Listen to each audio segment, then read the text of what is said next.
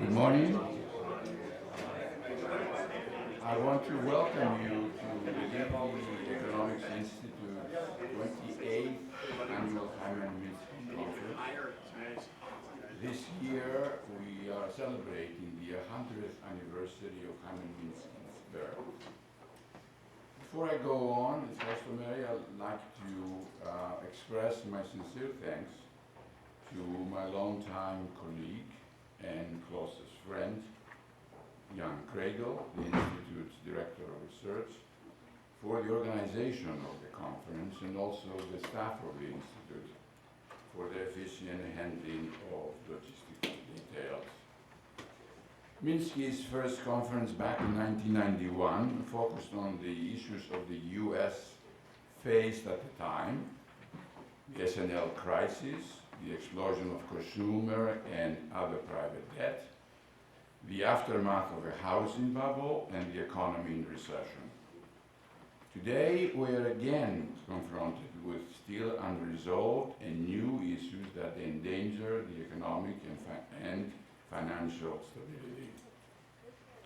Among them is the too big to fail issue, the dramatic shift of lending to real estate finance and the consequent real estate risk as the dominant balance sheet item of the entire banking sector that has contributed perhaps to the declining trend of commercial and industrial loans and prompting some commentators to call the commercial bank a misnomer, renaming it the real estate bank. There is still no definitive regulatory structure to oversee the ever-increasing lending activities of fintechs. Fintech firms provide an easier and faster online process for lending, leveraging on their payment processing services and accounting software to small businesses and loans to consumers. The percentage of personal loans originating from fintech companies has grown larger than that of banks. TransUnion recently found that fintech firms have overtaken banks originating 38% to banks' 28% personal loans, helping boost U.S. personal loans surge to a record of 138 billion euros. Still affiliation back in Greece of $138 billion. Last but not least, there is an issue of privacy with respect to the new payment systems. A recent article of the Federal Reserve Bank of St. Louis Review considers the privacy issue extensively, distinguishing the type and degree of privacy needed as currently provided by cash versus e-cash. Central banks, the article mentions, with note issuance responsibilities became privacy providers, while as they are shrinking their paper money business toward other forms of payment, they will need to become privacy regulators instead, paying attention to the public's different needs for privacy. Turning to the real economy, we take note of the pessimistic projections about the fortunes of the world economy that began rising in 2018. The IMF, in its latest report earlier this month, downgraded again its forecast for global growth to 3.3% from 3.5% in January and 3.75% last October. Recent data, more so in manufacturing than in services, reveal the weakening economic growth in the US and Europe, the decline in bond yields, the trade wars between America, China, and Europe, and the political and economic uncertainties of Brexit, all contributing to global instability.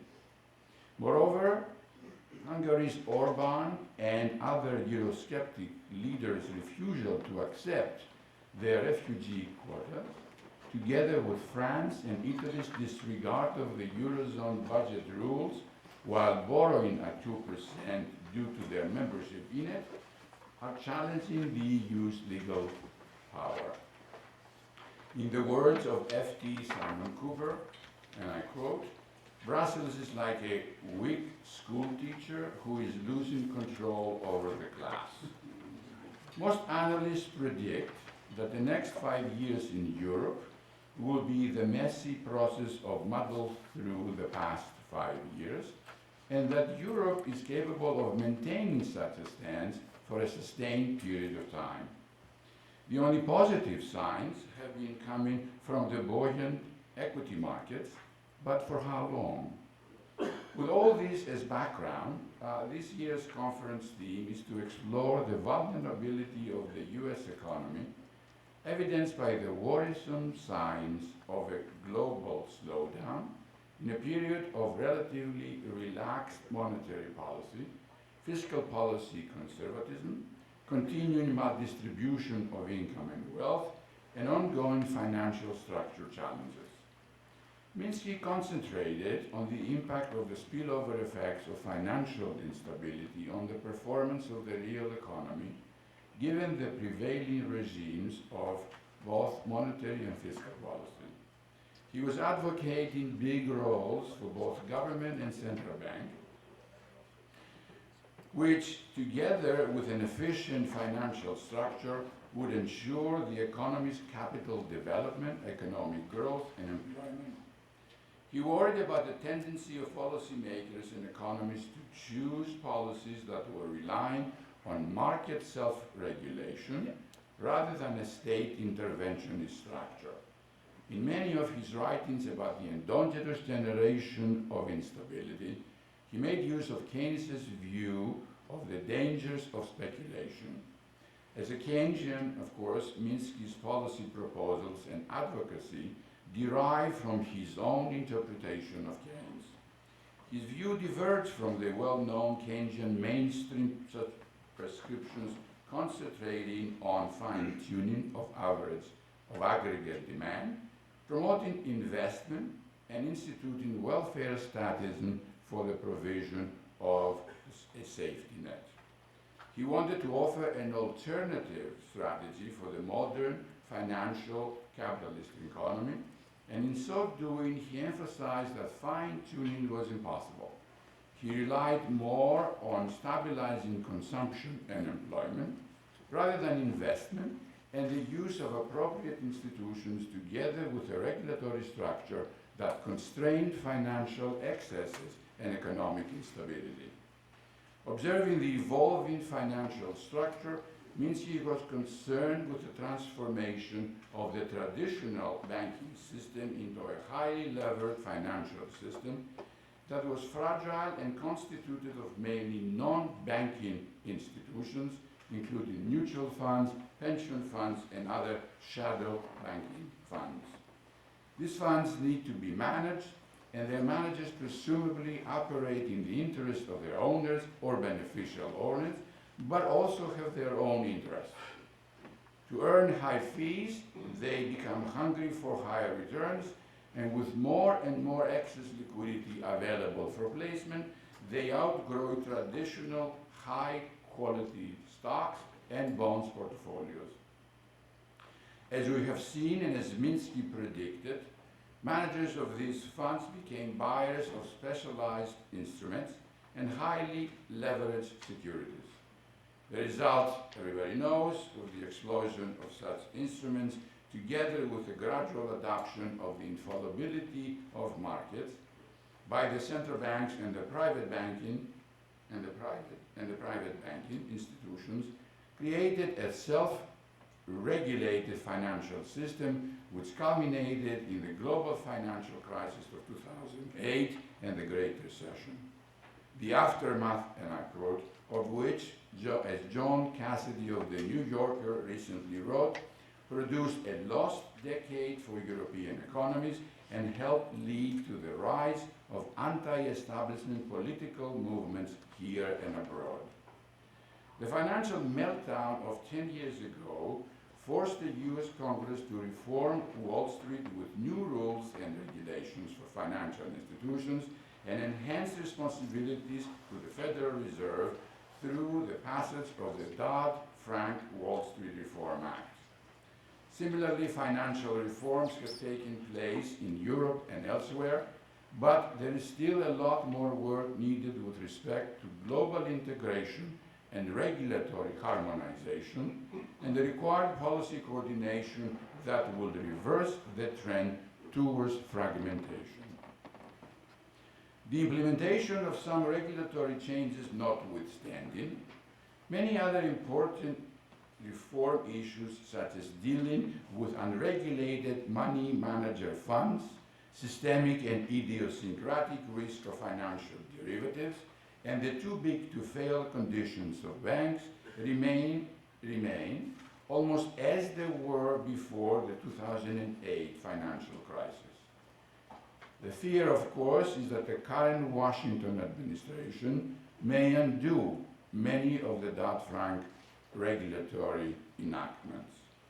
Some voices from Washington policymakers are encouraging, calling for the breakup of the larger US lenders that are still too big, together with other regulatory changes. There are, however, and the strongest dissenting voices from the captains of the banking industry, arguing that our financial services system is complex and dependent on diverse business models coexisting to effectively serve America's vast array of customers, and the large money-centered banks offer critical services that small banks are unable to provide.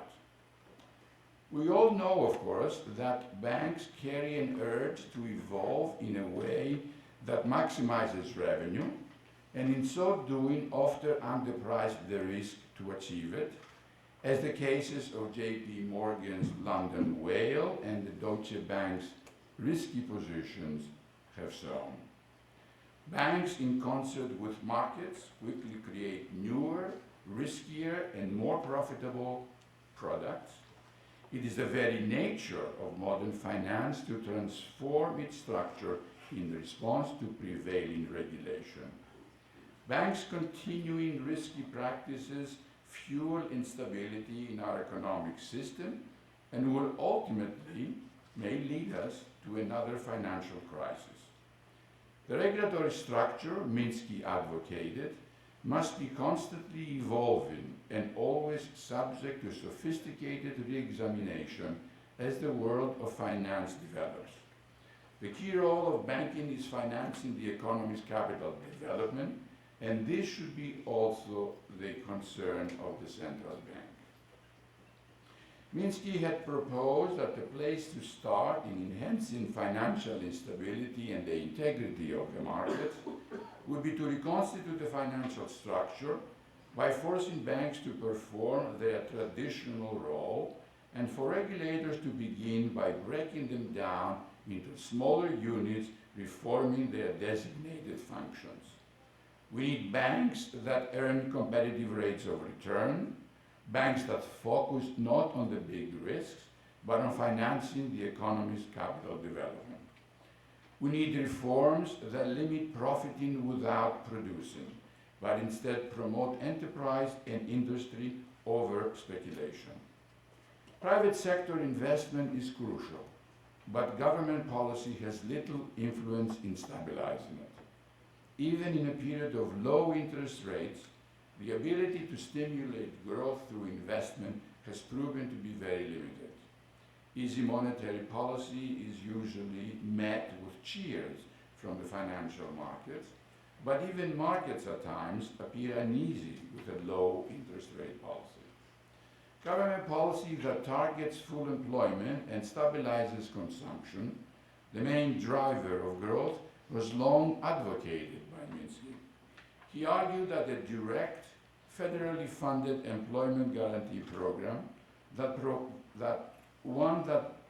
provides a job opportunity to any individual willing and able to work would act as an automatic economic stabilizer, enabling households to meet their financial commitments and substantially reduce the impact of financial shocks.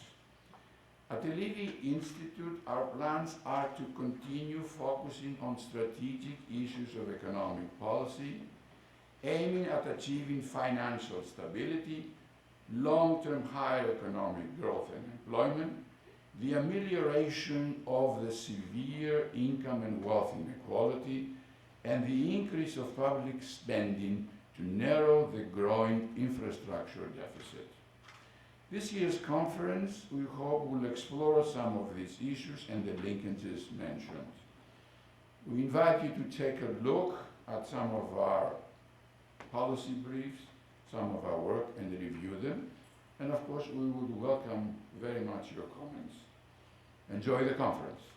Thank you very, very much.